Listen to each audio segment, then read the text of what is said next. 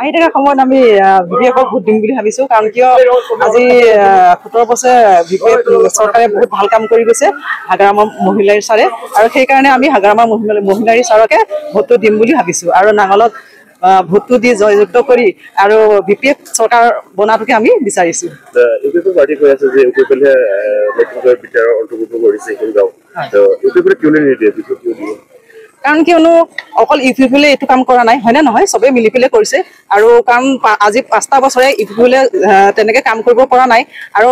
আমাৰ এই গাঁওখন পিছপৰা গাঁও হয় আৰু ইউপিএফে আমাক চকু দিয়া নাছিলে আৰু চকু দিছে আমাৰ বিপিএফে আৰু সেই কাৰণে আমি বিপিএফকে ভোটটো দিম বুলি ভাবিছো শুনিছো যে আপোনালোকৰ ইয়াত ইউপিএফ পাৰ্টি আহি পেলাই কিবা